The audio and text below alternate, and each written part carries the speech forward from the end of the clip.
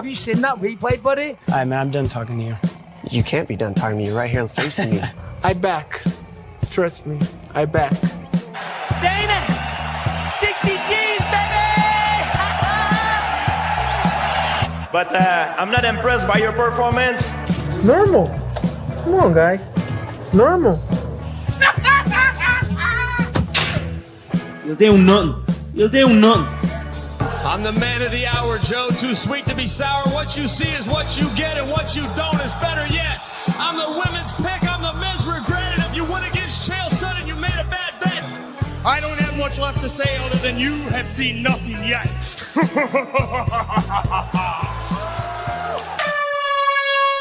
What's happening, Fight Week Show fans, Fight Week Show people? Then we are back with another episode of Don't Stop Shakedown. And joining me tonight are my boys. We got the Rambling Dad, MMA normally. We got Crossover. How's everybody doing? We start with Crossover, then go around the table, man. How you doing, my bro? I'm doing good, man. It's good to see the boys always get back on here, chop it up. We had a week off, and it's good to be back in here with the boys. Yeah, man. McDane, man. How you feeling? I'm good, bro. Like I said before we jumped on, I'm a little tired, but building up this energy now. We're back. Yeah, I mean, it feels like I've not seen you guys in fight. It's always the same. There's one that we miss one fight card. We don't have one fight card at the weekend, and it feels like I don't see you motherfuckers for a month. Yeah, I mean, this man's talking about we missed one fight card. Olin, we know the feeling of that, of losing that one fight card, because some craziness happened right in the middle of the week. While we didn't have that fight card, we lost a spot on the card. I mean, on the table, because McDane went up one, right? I don't know what happened. This man, Leroy had an epiphany. I mean, how you feeling about that? I'm still hating, bro. Like, I'm hating. I'm thinking McDane slid him a 20 under the table or something, brother. Had to. I don't like that. Had to. I don't like that. Okay, McDane, you slid him something else. All right. Is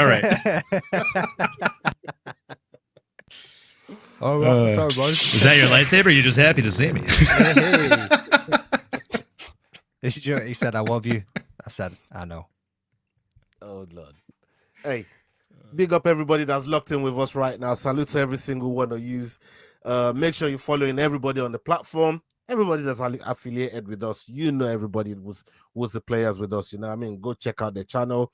Go check out the platform. Making the Walk. Normally, like I said, Head Kick Pod, S-Dogs MMA. You go check all of these guys out. The Rambling Dad.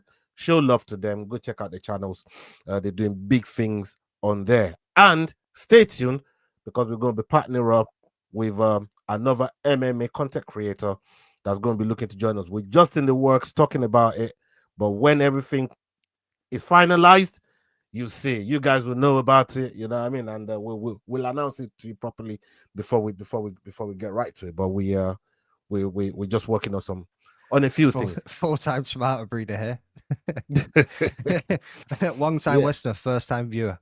Planning on dropping a parlay this UFC fight to up my earnings. Can you give your predictions to help me out? We can give you our predictions, son, on Friday. Come along Friday for prediction the show, and we can drop you every single pick. Whatever you feel, whatever you need, we're gonna drop it. We're gonna drop that for you, man. Salute to you. Make sure you stay tuned and turn on your notifications.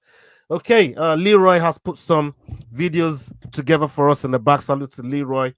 Who let the dogs out? Jesus, dogs are going ham.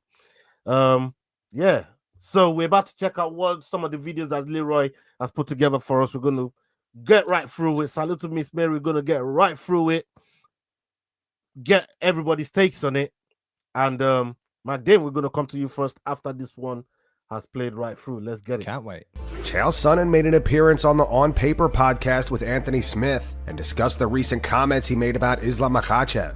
Chael stated that Islam moving up to welterweight was a sign of cowardice and not courage. Chael says he believes he was misquoted. All right, Chael, do you really believe Islam Makhachev ducked and is afraid of Ilia Topuria? No. Genuinely? No. I think I was misquoted. So I was describing a scenario, and what I called him was a coward. What got quoted by ESPN and something called MMA Censored, which got a pretty good social media following, is I referred to Islam as a coward. Now, I went back and watched it because I thought, man, if I said that, I would have misspoke. That's just, I just want to use that word about Islam, and I don't find him to be a coward. I find him to be a great competitor. But I did describe the scenario scenario. And the scenario I described was that he gets confronted, and it does matter. It matters the order of events. Did Islam inform the UFC of his intention to move to 170 pounds and fight for the title prior to the UFC offering him Ilia Topuria? They stripped him. So my point was, if you want out of a fight so bad that you're willing to leave a division and leave a belt, that would be a sign of cowardice for a future generation that might look back on this moment, hear interviews like you and I were doing. But I do not believe Islam when he says if he beats Jack, he will return to fight Ilia Topuria. I do not believe the 170-pound world champion would cut back down to 155 pounds. That I do stand by.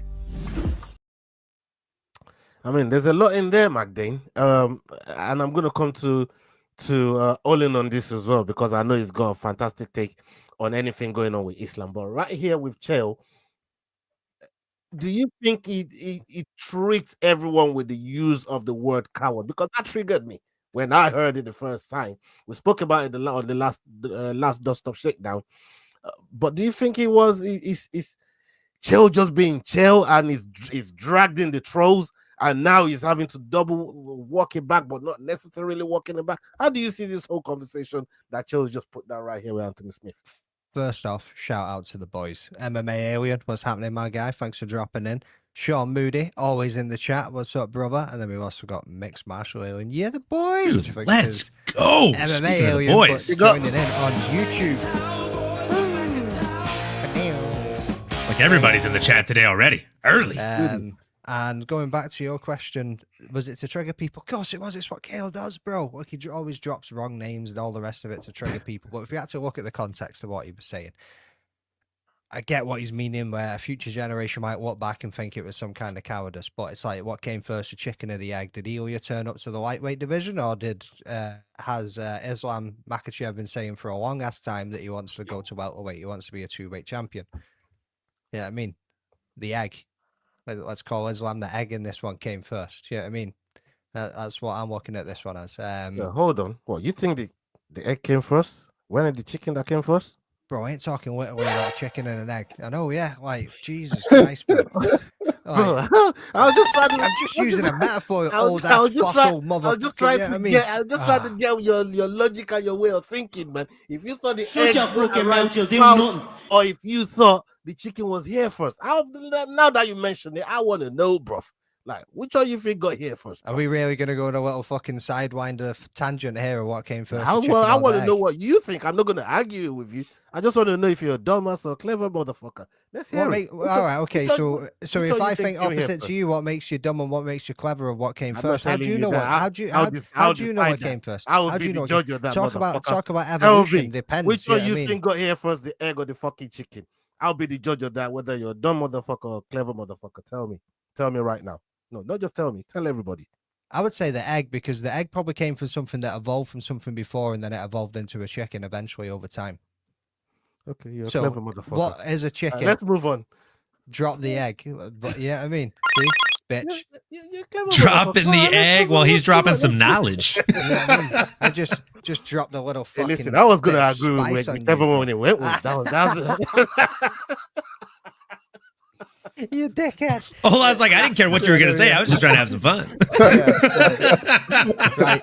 He had you either way you went, bro. I know. I got that one. So chat, put the forfeit in the comments, and then always got to go and do it. And all I ain't gonna do a goddamn thing. You know what I mean? I was gonna agree with whatever you said. You get me? Hey, chicken was something else before it was a chicken. See, even my boy knows. Yeah, I mean, I put milk in my tea before water. Oh, this one. That's savage, bro. And I do believe Chael Sonnen would do something like that. You know what I mean? That is look at that. I've got the chat going on all over time. Yeah, let's go on something else. Like, anybody else that drinks a nice hot cup of tea, do you put the milk in before the water? Because if you do, get out, unfollow, unsubscribe, take your like back with you, get to fuck. Yeah, all I know is I teabag the milk, bro. Shut that down. What is happening, dude? This is what happens. This is what happens when he cross trains with Ray Nephew and a few other bits. You know what I mean? Like, hey, Let's move on. Moving on swiftly. So, Olin. yeah, yeah. Let's go to the man, because I've totally lost my train of thought. So let's go to the man that had his pinky finger broke by Islam Makhachev himself. Yes, before tell Olin us. drops it. I mean, You know, when in doubt, pinky out, right? On the T subject. Sorry, the segue was too easy for that one. Low hanging fruit for sure. Yeah, I mean, I think Chael does what Chael does, right? Like, he's one of the best talkers in the UFC when he was fighting, and now that he's not in the UFC, he can't call people out. He can't talk crap to people, so instead he talks crap about people. But he does such in a clever way to where even if you're an Islam Makhachev fan like myself, you can't really be upset about it because he words it so eloquently. And then he's also very gifted in almost a politician type way at backstepping his words. Right? He's very, very good at saying something, getting everybody riled up, and then doing another video the following day or the following week and saying, hey, you guys, you know when I said X, Y, and Z about Islam Makhachev? Look, I was, this is what I actually meant, okay? Like, I even think that the mispronunciation of the names thing is on purpose for him because, again, it generates clicks, it generates volume. Right? Comments on YouTube. Blahal Muhammad. Like, his names are so good. When I learn the name the right way, I also do my best to learn the Chael version because it's good food for thought, you know? Do I think Islam Makhachev is a coward at all? No, I don't read into that. I think the Islam Makhachev, thank you. That's exactly how he says it, bro. Islam Makhachev. So Islam Makhachev is not a coward by any way, shape, or form. I think he's in a lose-lose situation. We just saw him beat one of the greatest of all time in Alexander Volkanovski. Not once, but twice. And instead of people saying, holy shit, Islam's a beast, he just wiped this dude out twice. And the second time he did it, he finished him. And he made it look easy, clinical even. Whoa. No, people weren't saying that. Yeah, I say that as an Alexander Volkanovski fan. He set up that head kick clinically. No, 100% in that second fight, but you can't say you fucking absolutely dominated him in that first fight. He didn't in the first fight. The first fight was very close. What I'm saying is he fought a close fight, went back, downloaded data. You never said that. You never said that. All right, Kale. I said he beat him twice, and in the second fight, he dominated him. I didn't say he dominated him in the first fight. He did. Trust me, he did not dominate him in the first fight, and I would not say that. I'll pull receipts. Pull the receipts. Pull the receipts, brother. I will. Either way, he dominated him in the second fight. He beat him in the first fight, and instead of anybody talking about the fact that he beat one of the greatest of all time, they were talking about the fact that he's beating featherweights. He's not beating lightweights. So, like, what happens if he beats Ilya? You guys are all going to say the same thing. You're going to die on that same hill. He beat another featherweight. Here we go again. So Islam is doing the best thing he could possibly do for his legacy. He's going up in weight class, which he said for the last few years. Credit to this man for calling that out, right? He's been saying it long before Ilya has. He went up, or he wants to go up in weight class. He's been saying this. The first person he sparred when he came to AKA, I don't know if you guys know this, was Leon Edwards. And he beat him. Like, the whole gym knows it. So he has that experience. He knows he can get it. And then all it's going to do is serve his purpose. If he goes up, best case scenario, he becomes the welterweight champion. Ilya probably beats Ilya probably goes out there and beats Charles, which I think we all think is going to happen. And then what happens? He defends the belt once, maybe twice, before Islam says, okay, cool, I'm going to come back down and take what's mine. And then instead of saying, he beat another featherweight, people are going to say, wow, he beat this dude that's been smashing lightweights, a real lightweight in Ilya Topuria. He's doing the best thing he possibly can for his legacy and for his future as a fighter. Yeah, there's something cross. There's something that, Sonnen said in that clip there that kind of stuck with me. He said he don't believe that Islam could defend both belts simultaneously by going up and down the divisions 55 and 70. Do you, from obviously what you know, obviously I can't predict the future, but from what you know and the data that you've got of Islam and his professionalism and everything else, do you think that changing, defending both belts simultaneously in both divisions, do you think it'll be a problem for him? I don't think it'd be a problem, but I'm looking at it from a different perspective. Like, I think what Chael is actually saying is that once Islam goes up, and let's say he wins, he's not gonna want to cut the weight when he doesn't have to, and he's still the champion in the division. I think it's more so like it'll be more convenient for him. That's what I was trying to say. Like with what we know about Islam, the professionalism, like I said, with the data that we have of Islam, the professionalism, making weight, you know what I mean, making the fights and everything else. If he's got an obligation to defend at 155 and defend at 170, from I would say, I don't know, I ain't trained with him. Maybe Ole could speak to it as well, but I would say that he would do both division, defend both titles simultaneously. I think he does. This comment right here: Islam fights once a year. No way he could keep two divisions busy. Well, could he? In theory, yes. He fights twice a year. He fights twice a year. He's not gonna beat, bro. He fights twice a year now. But even at the same time, right? So what? He does one fight at lightweight, one fight at welterweight. Could he do it? Yes, he could do it. Should he do that? No. Look at the welterweight division right now. Look how stacked it is. Look at how many contenders there is. What are we gonna do? See those same boys fight over it all year until he comes back and fights one of them, and then we got to wait another 12 months until they all wrestle each other. I mean, they can always run an interim title up in the welterweight. Let the man cross speak. He's dying to spit something out right now, bro. The way welterweight looks right now, if Islam goes up and win, I don't think he's gonna come back, just from the simple fact it's so many good fights up at 170. Like it's the hottest division in the sport right now. And then let's say he goes up, gets a belt, and now he's injected into the middle of the hottest division right now. I'm just saying, if he goes up and wins, bro, like we are probably not gonna get the Ilya fight just because it's so many bangers at 170. Do you think? Do you think that's what Ilya is saying? If he wins, he's going 170 because he knows Islam might not come back down. Is that what you? Is that? I think that's a vast mistake. If he comes up to face a larger Islam at 170, that's a huge mistake. Because I personally think Islam beats him at 155 too. I think I agree with you, Owen. I think it's a mistake, but I think it's closer at 155. It'll be a baller move though if he does it. If he goes wins it at 155 and it's like, you know what, I don't want this belt anymore. I want to go up to 170. And that's a dick on the table move if I ever heard one, bro. He walks into Dana's office. He's all crazy. Imagine if he gets it done as well. That'd be crazy, bro. Hey, that's like Connor on the come up type energy right there, dog. Fucking fun on that, bro. I don't even think Ilya can beat JDM. I'm not about to sit down here and even think. Ilya can't beat JDM, but Islam can. Styles make fights, right? And I think stylistically, JDM is also just too large for Ilya. Ilya is a natural featherweight. He cuts an appropriate amount of weight, not a vast amount of weight.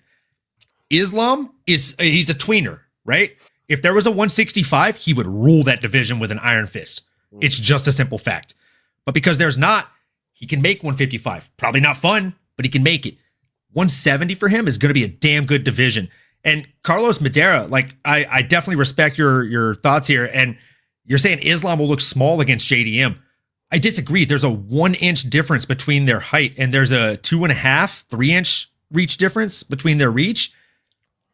Striker versus grappler, the way grapplers utilize their reach and dive for those ankles when they know how to, I think he's going to negate that 2.5, 3 inches of reach that JDM has. And I don't think that JDM is that much larger than him, to be completely honest. I think the size of Islam next to him might shock you. You see Carlos' latest comment though? Highlight that one. Islam wins and goes up to fight new champion Khamzat Chimaev. I mean, that's how Uncle Chael would say it. When you need him. Ooh. I mean, we definitely need y'all on here right now with that one. There's one thing we did know. There's old beef. There's old beef in and around there. And eventually the wolf had to tuck his tail. I'm going to apologize to the Khabib team for the slander. Last time I checked, the wolf loses to a bear. So, I mean, give me Islam all day there. Khamzat's best chance in 90% of his fights is his grappling, and Islam's grappling skill for skill is better. It's just better. What do you say to that, Cross?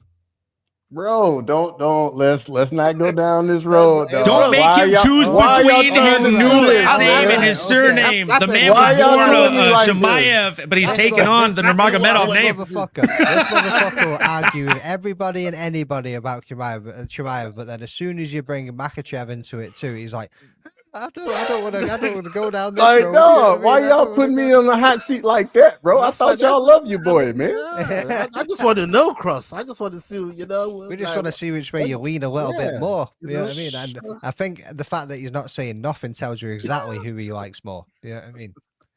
All I'm gonna say is let's just see what happens at 319. Like, I'm gonna be honest, you know, like let's get through that first, and then we can have that conversation.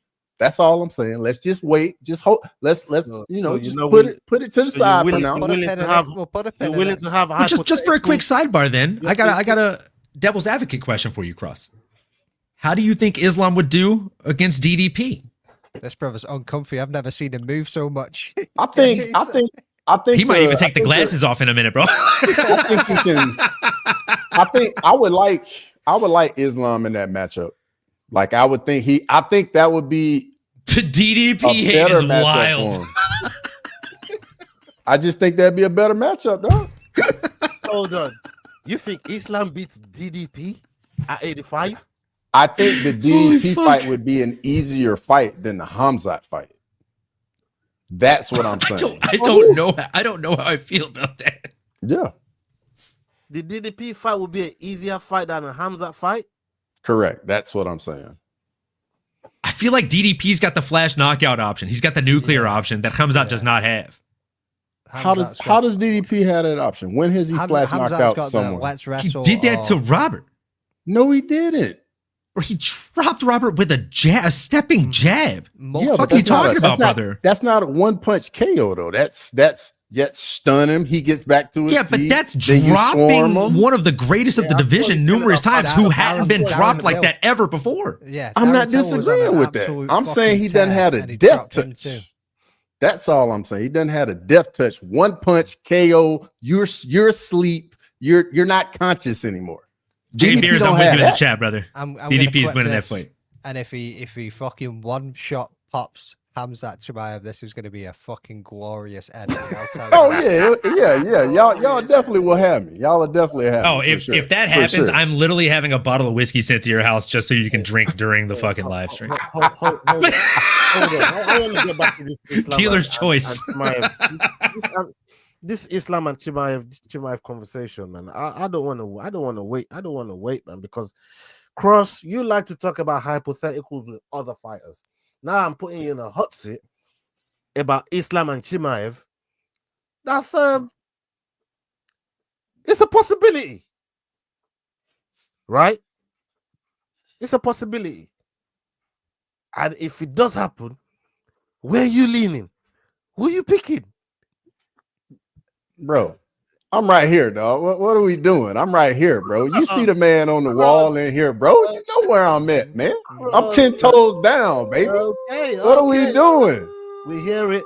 All right. Yep. That's it. That's it. At least he just doesn't want to take that green screen down because it's a fucking shrine to Islam Makhachev. We got where you're right now. You know how like they have the words like live, laugh, love in the backdrop. He's got sin to Dagestan 3 years and forget.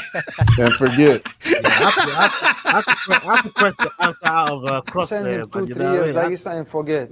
Yeah, man. I had to press the answer out of him there, man, because boy, he wasn't gonna fucking give up the fucking answer. Jesus. Okay, we got another video here from Leroy. Shout out to everybody that's here with us. Big up yourselves. There's another video here from Leroy, and we'll come to Cross once this is done playing. Let's go. Khalil Roundtree versus Jamal Hill is set to go down at UFC Baku on June 21st. Ahead of the fight, Khalil says he plans to beat Jamal and then work his way back to fighting for the light heavyweight title. My thoughts, really, my honest thoughts on the light heavyweight division right now are I'm just preparing to become the champion, however that looks.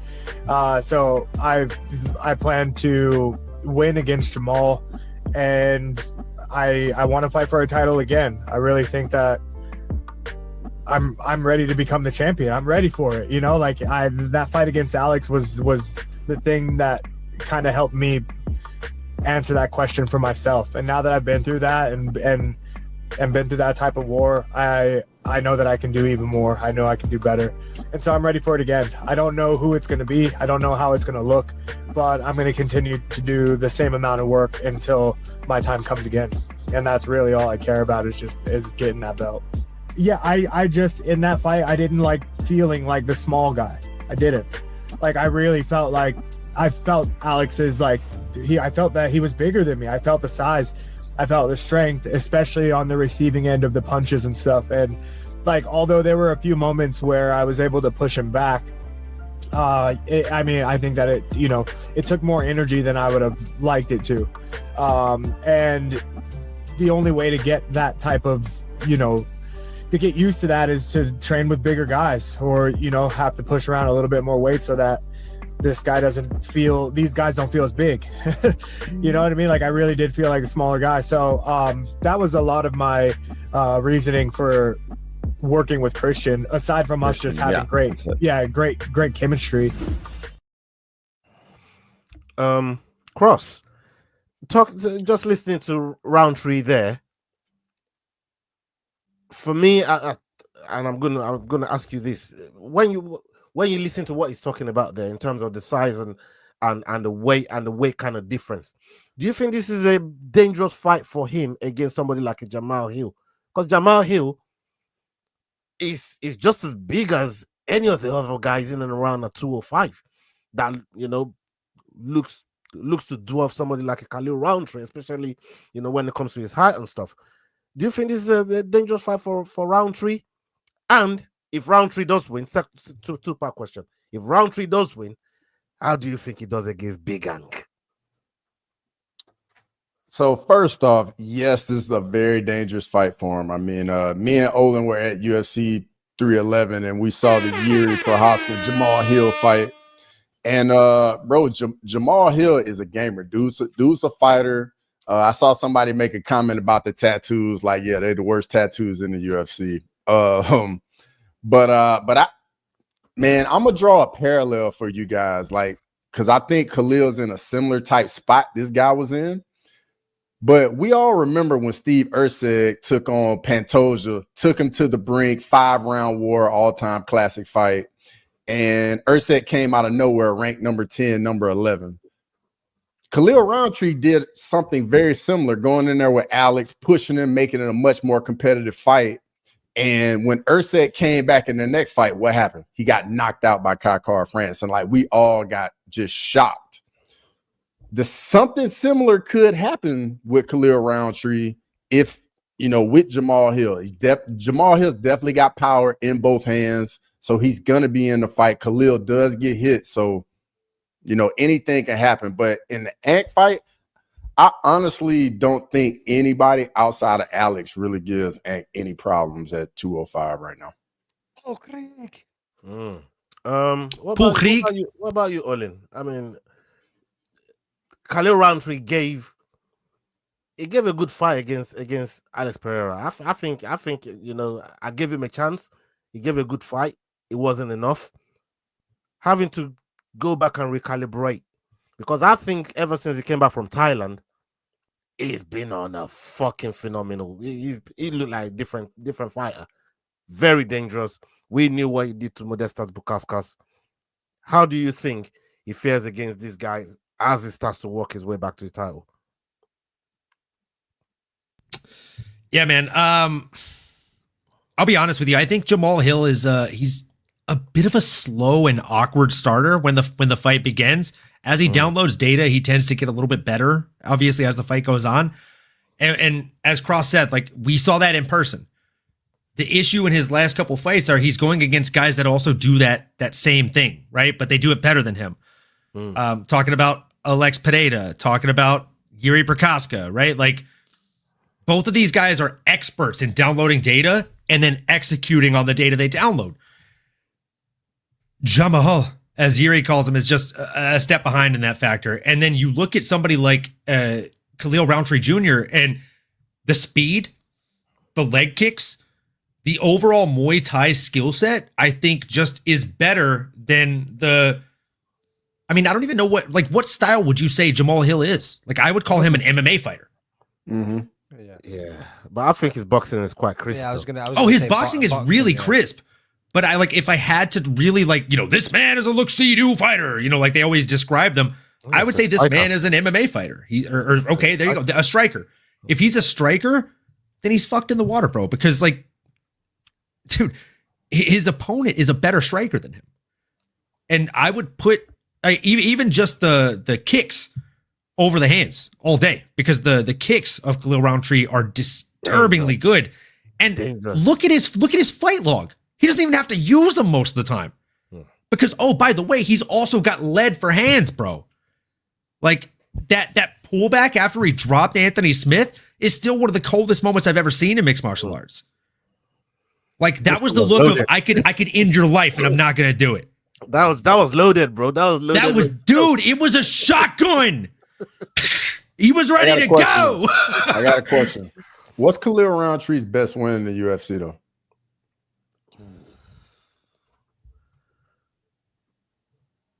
Can I give you an unconventional answer? Sure. You can't get the moral victory over Alex Pereira. No, I'm talking about actual win. Yeah, I'm gonna go back to Modestus, man. Like, he nearly ended that boy's career. Yeah, that was nasty. Like, when people go to describe oblique kicks in the UFC, they go to that. They go to that, bro. Like, I don't. Maybe John Jones is probably the only other guy that I would say uses oblique kicks in the way to really fuck your legs up, like to end your shit. The way Roundtree used it in that fight. So if I'm gonna that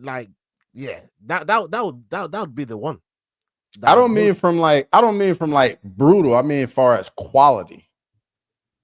Anthony Smith, a washed up Anthony Smith. Dustin Jacoby. For the quality, that's what I'm saying. The kick still delivered the injury, and it had to be the quality of the kick had to be there to really end the match where it ended. Like, I get it. He went out there to. I would say the finish over Gokhan Saki, because before then Gokhan Saki's chin hadn't been pushed like that. Like he hadn't been made to look that weak ever in his kickboxing career. And his first fight when he came back from Thailand as well, man. Like, bro, I thought that fight that was ridiculous. I can't remember who he fought. I got to go back and look at it, but yeah, I don't know. Well, turn the question back to you. Like, you don't think he's got impressive wins by or impressive finishes? I'm not saying like I'm not saying that like the method of the finishes weren't that great. I'm just saying like I don't think he has. Yeah, like I don't think he has like a win. He can say like, yeah, he beat this guy. You know what I mean? Like I don't. You look at the wins. I don't think you look at any of them and say Dackhouse. Yeah, I mean, lost against Johnny Walker. Like fucking, there's some names in there that lost to Kuti Laba, Johnny Walker, like Marcin Prachnio. I'm still saying I want to see. Styles make fights though, bro. Are you trying to make are you trying to put a bid in like a bid in the hat for Jamal or what? I think what it is with Jamal Hill, he's been in there with more elite guys, in my opinion. Even though Alex got him out of there one punch, yeah, been in there with Yuri, absolute war. But I mean, even there's nobody in the top, what, outside of Alex in the top, what, 10? As Alex shows behind you, that's adorable. I mean, I'm just saying, like the timing on that highlight was just impeccable. Oh yeah. Sorry, like I don't know if you timed that on purpose, but like that was coming. It was clippable as fuck. Hey, McDane. Yeah, let me come to you, McDane, man. I mean, you've heard what the guys have been saying about Khalil Roundtree and the situation with Jamal Hill, and even then, if it does get past him, what's he doing against Big Ang? Like that, you know, how do you see it? What are your thoughts on it? I think he's going to get past Jamal Hill. And one thing that you boys didn't touch on is even just the way that he's carrying himself there and his mindset. Like, I like what he was saying. I like what he's thinking. I'm just going to keep grinding. I'm going to keep doing what I'm doing. It's been like that since Thailand, is what I've been saying. I know, bro. I know, but that's why I can't wait to go. Owen then nailed it with, like, his best win was his loss over Poatan because he never lost any stock. Yes, as the rounds went later on, Cross, before you jump in and start defending your boy, you know what I mean? He got the brakes beat off him towards the end of that fight. But in those opening rounds, bro, this man was too fast. He was too strong. He was looking really, really good. Yes. Poatan was like, holy shit, for a quick minute before he started downloading the data that he needed to download to be like, right, how do I get around and actually start clipping this? Then eventually he did. But he also gassed himself out because he pushed so hard in those opening rounds. You know what I mean? So I think he's going to learn from that. He's going to take away what he needs to as from the fight IQ sense of pace yourself, but put it on him at the same time, still come with the volume. And when you look at Jamal Hill in recent bouts, I think somebody like Khalil Roundtree, like you keep saying as well, like you've all said it with the kicks, if he pushes forward and starts doing shit like this, it's just going to overwhelm Jamal Hill to begin with. And I reckon he gets it done, and he gets it done early. I'm gonna throw a little something in real quick. That fight was at altitude. It was by design, man. Exactly. Alex wanted to go ahead, get it all out. That's what I mean by he gassed himself out, because it was at altitude and he came in too fast. It was too fucking soon. It was also the big show, the big lights fighting the main dude in the UFC at the time. You know what I mean? The absolute star of the show. And he went in there and he actually put on a phenomenal performance, considering that as well, that he's at altitude. And he gassed out just a little bit too early. So what I'm saying, he's going to take his learnings from that. He's got a good mindset about him, where he's saying he's going to go in there and do what he has to do and just keep doing what he needs to do to get back to this title shot. Let me go back to Ola, because he asked me, what do I think about the big Ankh fight? I don't think he's ready for that on Crossover's point. If you look at the level of competition that he has got wins over, I think he gets the win over Jamal Hill. Then we need to put him up against somebody like Jerry. Then we need to have a look at him against, I don't know, maybe throw in a Rakic or whatever. The guy from New Zealand, Australia, Oldberg. Yeah. Black Jag. Yeah, he definitely needs to see at least one of those guys, one of those three guys you just mentioned, before even having any kind of conversation about Big Ankh. But Olin, you got something you wanted to add to this? No, I mean, McDane summed it up rather perfectly, if I'm being honest. Like, I think Hill's just going to overwhelm him, Hill's going to get overwhelmed rather early on. And I'm so happy you pulled this up. This is actually something I did want to touch on. Jax for making the walk, pointing out, I can't give credit to Hill for being in there with elites and losing, and not give credit to Roundtree when he's going out there and finish folks so easily. Crossney was violated. Like, I mean, it's a fact, bro. And the mindset, like everything since going to Thailand, the dude has just looked so sharp. And as you said, Crossover and McDane, like that fight was by design against Poatan. It was at altitude, first time at that big of a show, and he's headlined one event before this, correct? Yeah. But it was in the Apex. Yeah. So first time headlining a card in front of a crowd, and it's at altitude, one of the worst spots. With a man like fucking the guy, like, come on, brother. You're seeing every single bit of promo that they're putting out, and you're barely in it. Was that UFC 300 as well? You tried to shit on our argument, and what you actually did was strengthen that shit. Dude. Was that 300, guys? With Jamal and Alex? No, Alex and Khalil. No, that was 307. No. Yeah, Jamal and Alex was 300. Hey, but Jamal's won a title fight, guys. Yeah, which was a phenomenal fight against Glover Teixeira. But again, like, you can't really say washed Glover Teixeira because he looks fucking great. He looked great. Well, he was just a little bit older than the usual person we said that about. Glover Teixeira. I mean. Okay, all right. That's the same Glover that had Yuri beat. So that's true. Hey, Cross has been on some dirty. Here he is. Cross has been on some dirty ones today, man. You know what I mean? He's been out here violating, man. You get me? Like, I don't know what's going on with Cross today, bro. Like, he's also different energy, man. I like it. How many bomber clot egg? All right, let's get to the next video. And we'll come to Olin for his take on this one. Let's hear it. Joe Rogan likes the fact that Sean O'Malley made some lifestyle changes ahead of his rematch with Merab. However, he's not convinced it will make much of a difference. On a recent episode of the Joe Rogan Experience, Joe said the Merab rematch with Sugar Sean, that's an interesting fight. Very interesting fight. I do not know how Sugar Sean keeps that guy off of him, but I do like what he's been doing. Got off social media, stopped smoking weed, just dialed the in, got his hip fixed, which was a big problem. There's a lot of these fighters that take these fights because it's a lot of money and it's a big event and they don't want to cancel and they've got a significant injury. Sean could not wrestle. Imagine not being able to wrestle in camp and then you've got to face Merab. He's a f***ing animal. That guy is superhuman. There's no one like him. The cardio that guy has is off the charts. It's just off the charts. I've never seen anything like it. He doesn't get tired and he's full gas, no breaks the entire fight. It's just smothering, overwhelming people. Even Nurmagomedov, who's also an animal, he couldn't keep him off of him. This motherfucker's crazy.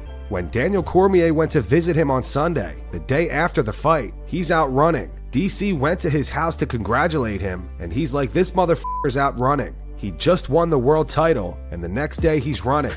He's an animal. He's a f***ing animal. Hey. Shout out to Merab, man. Like Merab, in the build-up of any fight, it gives you all the fucking content you want. Yeah. Why man. has Joe Rogan not had him on the podcast yet? Yeah, is my question. We don't know. Maybe Merab is out still running. Like who knows? He's like, I'll run to Houston or Austin, wherever the fuck he is. Yeah. You never know. But Olin, I mean, hearing what Joe Rogan said there, you know, in terms of all the changes and everything that you know O'Malley is doing. Do you think genuinely O'Malley got a chance? Like do you think genuinely O'Malley got a chance to stop smoking weed to help his cardio a little bit better than it is? Even though Merab tried to warn him. Like, bro, you think you can keep smoking weed and outfight me? Like, bro, you don't know what's coming your way. So he must have listened, because when they say you don't lose, you learn. It looks to me like Sean is doing everything to learn from his last fight. What do you say? Yeah, thanks for passing it to me. I completely agree, right? Like, you don't lose, you learn, right? You either win or you learn. That's something they taught us at AKA very early on. And I will say this. Do I think that stopping smoking weed, getting his hip repaired, doing essentially all of the right things, focusing on his wrestling, changing his camp up significantly to cater to the opponent is going to help him and increase his chances in any way, shape, or form? I mean, Come on, don't be crazy. it's not going to happen. Because the simple fact of the matter is this. I like striking. Does it help him get his jacket back? Does it help? Oh, he's never getting the jacket back, bro. That red jacket belongs to Merab. And here's the thing. Even if it hangs firmly in Sugar Sean's jacket, that jacket belongs to Merab. Everybody knows this. You know this, brother. The thing is, you can learn striking in a year. You can learn striking, at least the basics, right? In a year, 2 years. Wrestling takes years, many, many years to learn. Jiu-jitsu, grappling in general takes many, many years. And while Sean was learning how to stop smoking weed and fixing his hip and learning how to wrestle a little bit better, you know what his opponent was doing, folks? He was out fighting one of the best in the world. And I don't just mean one of the best mixed martial artists in the world. I mean one of the best grapplers in the world, in a young man that you may have heard of named Umar Nurmagomedov. And he went out there and he pretty handily beat him. He went out there and he beat him, right? 7 out of 30 takedowns landed. By the way, he landed one less takedown over Sean O'Malley, but he attempted 15 less. So what does that tell you? If he has it in him to attempt twice as many, he could get 12 takedowns probably on Sean O'Malley if he wanted to, but he didn't need to. You see, he was showing off in the first fight. He was trying to prove a point, and he was outstriking Sean O'Malley for a great, vast majority of that fight. How do I think this next one goes? I think it goes worse. I think Sean stylistically beats a lot of people in this division. Unfortunately, Merab's not one of them, I think, ever. I think if you run this fight 10 out of 10 times, everybody has a puncher's chance, and I still would probably bet on Merab 10 out of 10 times. I mean, McDane, what's your take on this whole thing with Merab and O'Malley? Because you don't look like nobody's giving O'Malley a chance. And I also want to ask you, do you think if Aljo had stuck to what he knows rather than what he ended up doing with O'Malley, fuck knows what the fuck that was, do you think O'Malley gets better of him on the night? It's a tough one. You know, will he do better given Dan? I knew Owen was going to come out with a no after he fucking listed off the stop smoking weed, cater in his camp. I knew he was just going to no. I was better when I smoked weed. What you need to remember though, everybody's different, bro. What you need to remember is he landed that teep kick in the 5th round, and Merab was hurt by that shit. You gotta give him that too. You gotta give him that. And whether that's gonna happen in the first, probably fucking not. Yeah, I mean, I understand. No matter. He's got to do something different. It's going to be a tough night for him. Does he have a chance? Yes. Everybody's got the puncher's chance. Can he keep him at range with the kicks? Potentially. But for how long? Like he said, double amount of takedowns is potential with this man. The cardio is there for days, and it's all about a matter of when, not if. How old's Merab, by the way? Nobody talks about his age. I need to know how old. I don't know. How old is Merab? I actually don't even know. Because that cardio don't need age, brother. That cardio is going nowhere. He was born in 91, so he's 34. Oh, it's 34, yeah. Okay. When was he born in 91? January 10th, 1991. That was quick math. Oh, bro. Dude's 18 days I shocked myself with that one. 18 days older than me and looks about fucking 10 years older than me. Bro, yeah. I mean, man's had a tough life. Yeah, man's had look at Miss Mary in the chat. Just throwing it in instantly. 34. Shout out. Big up. Miss Mary, be honest, did you ask Alexa or what happened? Oh, she for sure Googled, but I mean, didn't we all? No, I was about to. Hey, Cross, let me come to you, Cross. I mean, no chance for O'Malley. Are you going full house on this? Like with all the changes, as Joe Rogan was saying, like nothing changes. I'm not gonna say O'Malley has no chance. I mean, I agree with the guys. Like everybody's got a puncher's chance, but I think O'Malley has the best puncher's chance in the entire division. He's got the most power in his hands out of everybody in the division. Like maybe he'll land like a right straight or uppercut or the teeps to the body. Like honestly, I think the body work is the way you got to go after Merab, man. You gotta try and affect him to the body and take away a little bit of that gas tank. No one's really tried to do that as well. You're right. Umar tried to chop up those fucking legs. That didn't make a difference. You got it's the body work. That's how you have to get them. Cardio, man. You gotta invest in the body. Like, yeah. I like that idea. Cross. You gotta go to the body, and then that way you can slow him down. And then maybe you can clip him on the chin as he's coming in because you slowed him down a little bit with the body work. But I'm still leaning Merab, and I just think the cardio, man, the cardio never goes in a slump. Dude's always running, always in really great shape. Yeah, I understand O'Malley's made all these changes, but at the end of the day, they both have been in there and they know, like they felt each other and they know.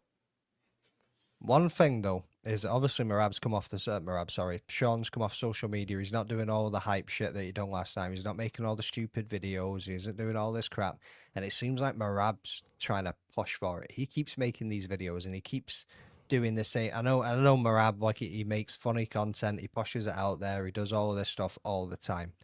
But it's like he's chasing getting that competitive streak with Sean again. And Sean's just not taking the bait on this one. And Merab keeps pushing out these things. How, if it will, do you think that affects anything going into this fight?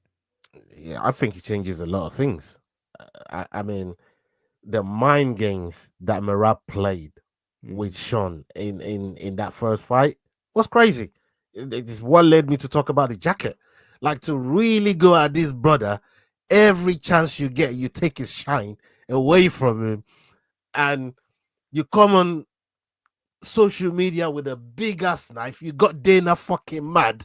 Like, I've never seen someone piss Dana off the way Merab does, and Merab stands on it. Like, he don't even care, bro, that Dana's pissed off with him on that man's back. Like, the type of things that Merab does, like, he's crazy, man. You know what I mean? I like Merab, man. I think he's one of the most gangsters fighter on the roster. He stand 10 toes on whatever it is he's saying, and he don't care who you is. He gonna bring it on 9 toes at the moment. Yeah, man. Yeah. Well, let's look on 10 and a half. 10 and a half. Just a little crooked. Merab Dvalishvili is not concerned with his toe injury heading into the rematch with Sean O'Malley. He responds to comparisons to Conor McGregor's toe injury when he pulled out of the fight with Michael Chandler. Merab said toe is good. Like I said, if something, I can cut it off, but I don't need to cut it off. It's good. It doesn't bother me. I don't want to comment about Conor McGregor's toe because I don't know the exact pain or situation, but I still have 9 other toes, and it's fine. Merab also says he plans to strike more in the rematch with Sean O'Malley. He continued, not a big change, but maybe more striking. It was my first title fight, and I was more focused on winning the fight. And I was the underdog, and I didn't care what people were going to say. Now, I'm going to be more focused to show a good fight, and I'm going to show more striking. So, toes. Let's get back to the toes. You were saying something about the toes back then. So I just had to drop that video there because I know Leroy did put it in there. I mean, this guy's talking about, boy, I don't care if I got 9 toes. I still go out and fight. How does that make Ahmad Tsarukyan look? Oh, well, back and toes are a little bit different for a start. Yeah, I mean, if Arman Tsarukyan really did have that much of a bad back. But he's another dude who really pissed Dana off. Does it affect the fight? No, I don't think it does in any way, shape, or form. We have seen Merab with his toe hanging off, like literally snapped in half. This dude does not give a shit, and a little pinky toe being injured isn't going to stop anything. I mean, Cross, what do you think about him talking about he wants to do mostly striking in this fight now, as opposed to even be more dominant in the grappling department? Facts. You know, Jax with the facts. Yeah, I plead the fifth on that one, Jax. Moving along. I don't, to be fair, like, I think Merab's just having a little fun. Like, we all know his game plan. We know what he's going to do. It's just going to be the pressure, the pace, the wrestling. And I think in the first fight, he kind of took everybody by surprise because Merab wasn't walking forward. He was like allowing O'Malley to come towards him. And then once O'Malley would try and sit down on shots, Merab would just shoot right underneath him, get the takedown, and then O'Malley would just be stuck there. In this fight, I think Merab's going to flip it, and he's going to be putting pressure on O'Malley in this fight just because O'Malley saw what it was like when he had to initiate the action. So I think Merab's going to switch it up a little bit, but it's just going to be the same stuff. Rinse, repeat, pressure, pace, wrestling, get you in the clinch, tie you up, take you down, you get up, right back down, just nonstop pressure and pace. Olina, you know what? Only? Yeah, I was just going to challenge Olin on that one. I'll bring back the other one. Bring back the other one. 214 of 49 in terms of total strikes in the last fight. Merab already outstruck him. That was not standing, bro. Now, so 214 out of 214, 249. Yeah, hold on. Now you're trying to put some percentage. I know you do this big, these big ass million numbers every motherfucking time. Hey, fuck off. This is what I do for work, bro. God damn. I work in terms of numbers. 54%. Like, to me, which means that 46% were not landed grounded, which means that 98.44 repeating strikes were landed compared to the 49. So that's still 2 to 1 on the feet. a lot of it looked like grounded strikes, bro. I don't know where it don't matter. The stats don't lie, bro. Numbers literally don't lie. Like that's math. Sometimes they do. Who wrote down those strikes? Yeah. This is on UFCstats.com. These are the official stats. UFC.com's a load of bullshit, bro. That thing's not UFC.com, UFCstats.com, bro. Come on, bro. The worst website you possibly. Why do people go on Tapology, man? I never go. I always go to Tapology, but they don't have the specific number of strikes. They get shit wrong all the time, bro. They don't even know the dates to their own events. Fuck off, fucking McDane. I'm gonna fight you the first time we meet, bro. I can't wait, bro. I can't wait. Me neither, dude. It's gonna be the best time ever. I'm just wondering where you pull them numbers from, man. Now you say it's UFC stats. It's literally the UFC stats site. Because they're wrong. It makes sense. Fuck off, they're wrong. I test, bro. I test. This fucking guy, dude. It's not what UFC.com said. Fuck them. Yeah. Oh, literally 35% of them were at distance, 9% of them were in clinch. If you consider clinch shots grounded shots, then I mean, come on. But either way, strikes him in round 1, 3, and 5 numbers. Do I? Come on, bro. Like, come on, dog. What you like? No. I mean, if you want to look at it in terms of the rounds, round 1, Sean landed 14-16. Round 3 was 11-17, and round 5, he said, was 11-10. So you are correct. You are correct on 1 out of 3 that you just said. What's significant? Or was that significant? What's that? Was that significant, or is that just total strikes? Those are significant strikes. I can go through total strikes too. Round 1, it was 14-25, a much worse differential for Sugar Sean. Round 3, it was 11-25, a much worse differential for Sugar Sean. And round 5, you're right. We can take that fact back from him and say that he was wrong on all 3 and that it was 11-25 on round 5. So as Dixon said earlier on, thanks for the setup, bro. It's cute, bro. You know? Yeah. Eye test, man. Hey, Olin. Yeah, but you gotta use the eye test, brother. Let me put these glasses on. That's you should have been. Nah, it's missing the tape, bro. You ain't got all digits locked in there. You know what I mean? I only put the tape on for the fighting nerds, you know? The fighting nerds. This brother want to tell me about this percentage, this and that percentage, that, and this numbers, this and that. I'm just saying, even in the feet, he doubled up. Olin, you know, Ola was lost as soon as you brought out some math, though. You know, Ola was lost. You carry the one. I ain't trying to hear that was going here. It was flying right out of here, bro. Look, Ola, if you add the number on the far right, you carry the 1 over here. What happened is Merab outlanded the other dude by like twice as much. Americans do math different to us in the UK. Yeah, I mean, I'm not trying to hear that math, bro. Like, you're trying to fuck my mind up. Talking about America? Talking about America, bro? Is that why you put us on the bottom? No. Anyway, why are you gay? Leroy's next video here, and we stick with Olin to get his reaction to this video here that Leroy's put in. Shout out Full Mount MMA, by the way. Big up to them for their videos. Okay, let's get it. Nate Diaz had words for both Justin Gaethje and Bo Nickel before Nate boxed Jake Paul. Bo predicted Nate would get knocked out in the first round. But the fight, I thought Jake was going to knock him out first round. Nate and Justin Gaethje have had beef for years now. Nate was critical of Gaethje's loss to Khabib Nurmagomedov, and Gaethje fired back, calling Nate a bitch. Nate recently made an appearance on the HJR podcast along with Rampage Jackson. He went on to say, "You guys are all OGs to me, and now that I think about it, it's only like 3 or 4 years ahead of me. But now these fools that are like 10 years younger in the UFC, after me or 12 years after me, and they're like, Nate Diaz, you're a bitch." And I'm like, why are you talking to me like that, motherfucker? Just all them fools. Like Justin Gaethje, when he came out, he got in the UFC in like 2016 or some shit. He's like, he's a fucking this and he's that. I'm like, bro, not that I'm demanding your respect or anything, but why would I even acknowledge that? I should fucking beat your ass when I see you. It's wrestlers, that's what it is. That Bo Nickel dude was talking to somebody about me, like dissing on me, and I'm like, bitch, you. Why are you even putting my name in your mouth? You little bitch. Young ass motherfuckers. I'm with it though. Good, but be about it when you see me. I'm like, f you, bitch. And you're like, what are you talking about? I remember what you said. Yeah, I mean, I was waiting on the impression. It was on the tip of his tongue.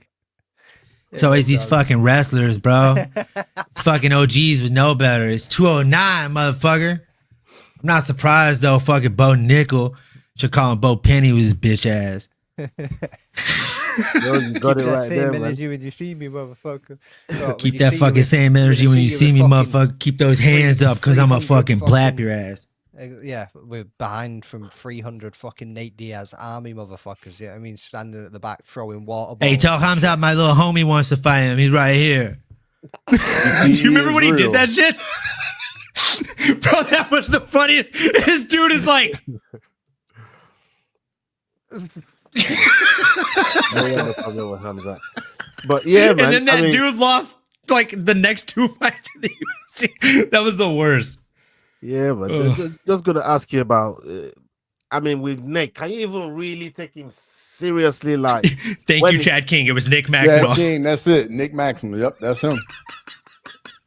Right? Yeah, that is him.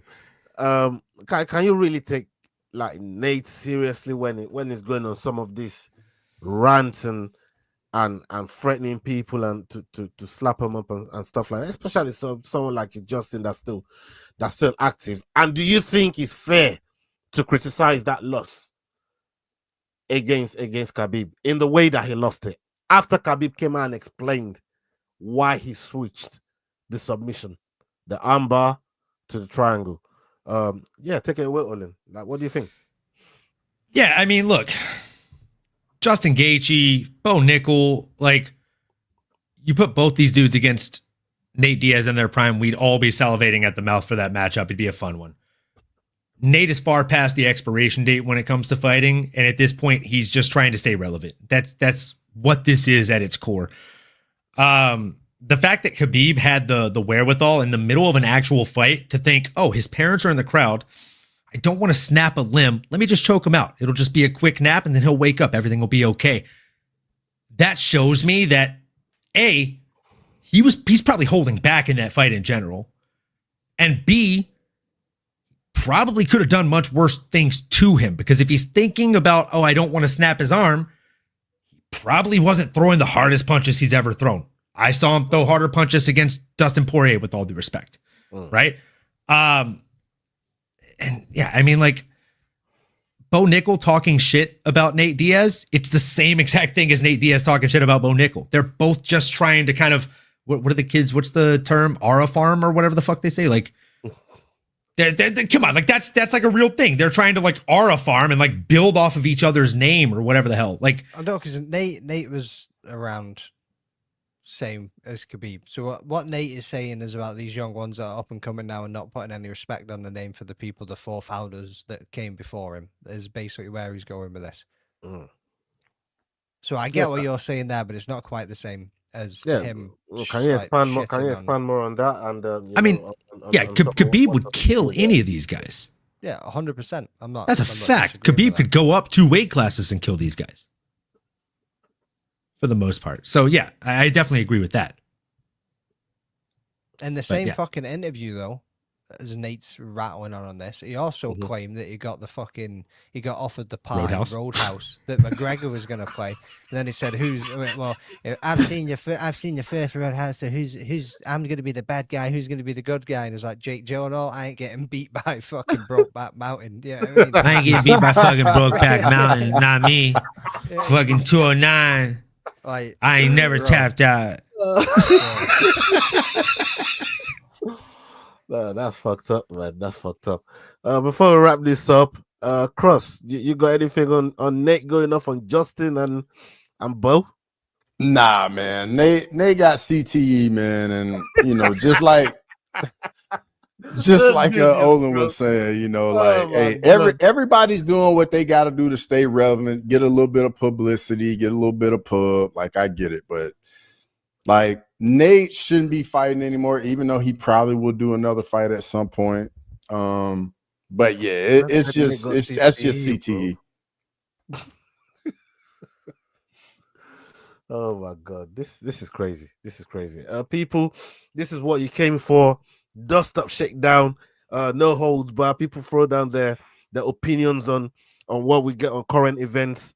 And yeah, this is what it's about. And salute to everybody that stuck with us. Big up to you, big up to all of you. Yeah, we're going to wrap up the show. That's going to be the last video we check out tonight. Shout out to McDane, Olin, and Cross for pulling up, giving up your time. Very, very generous of you. I appreciate you, man.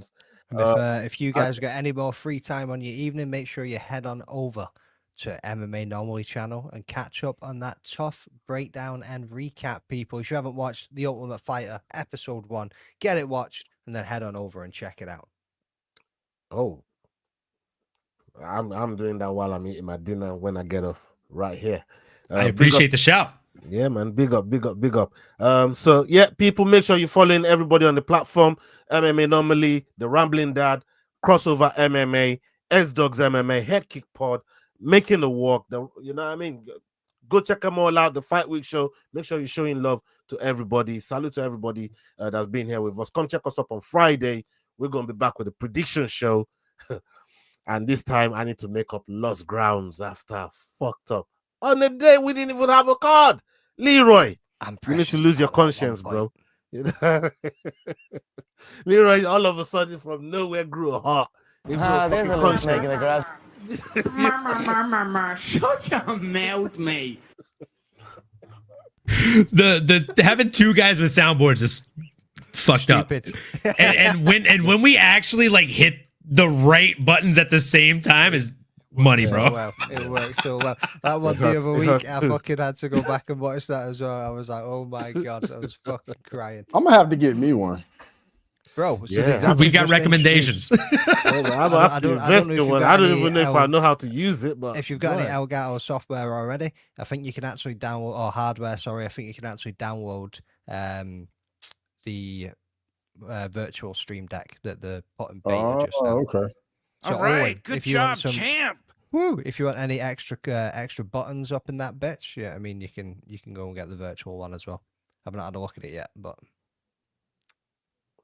all right, people, we're out of here. Hasta la vista. Salute. See you on the next one. Peace.